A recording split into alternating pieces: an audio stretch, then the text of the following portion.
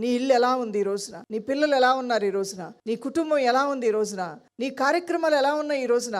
నువ్వు పనుల్లో చాలా సక్సెస్ఫుల్ పర్సన్వి, నీ బిజినెస్లో చాలా సక్సెస్ఫుల్ పర్సనాలిటీ నీది. నువ్వు డిగ్రీలు సంపాదించి నీ ఇంటలెక్చువల్, నీ జ్ఞానంతో సరిపోలిస్తే అనేక మంది జ్ఞానం కన్నా నీ జ్ఞానం అమితమైనటువంటి జ్ఞానమే, కాదంటలేదు.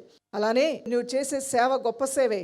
సేవ చేస్తున్నావు కానీ అంటే ఆ వైఫై కనెక్టివిటీ ఉంది అని చూపిస్తుంటుంది, కానీ అక్కడ ఆ కార్యక్రమాలు కానీ ఆ సిగ్నల్ అంది అక్కడ వర్క్ ప్రారంభమవటం కానీ ఏమీ ఉండదు. అంటే పైకి నువ్వు భక్తుడిగానే ఉంటున్నావు, బైబిల్ పట్టుకొనే ఉంటున్నావు, విశ్వాసంలో ఉన్నట్లుగానే ఉంటున్నావు, పాటలు పాడుతున్నావు, సేవ కూడా చేస్తున్నావు.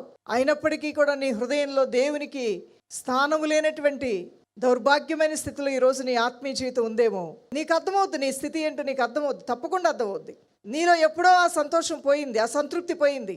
సమర్పణను కోల్పోయేటువంటి దుర్వావస్థ నీ జీవితంలో కొని తెచ్చుకున్నావు నువ్వు. దానివల్ల సమర్పణకి అంటే విలువేంటో నీకు తెలియట్లా, పిలుపు యొక్క విలువ నీకు తెలియట్లా, సేవ యొక్క విలువ నీకు తెలియట్లా, భక్తి యొక్క విలువ, దానిలో ఉన్న సారము, దానిలో ఉన్న ఆశీర్వాదము, దానిలో ఉన్న విశేషత్వం అనేది నీకు అర్థం కావట్లా. అందువల్లే నువ్వు అతి సామాన్యమైన వ్యక్తిగా నీ బ్రతుకుని ఈడుస్తూ నువ్వు ముందుకు వెళ్తూ ఉన్నావేమో. ఇది నీరు లేని బావి లాంటి స్థితి దేవుని బిడ్డ. అలాంటి స్థితి కలిగిన వారు మార్చబడుదురుగాక. దేవుని తట్టు తిరిగే ఒక గొప్ప అవకాశాన్ని సద్వినియోగపరచుకోమని వాక్యం తెలియజేస్తూ ఉంది.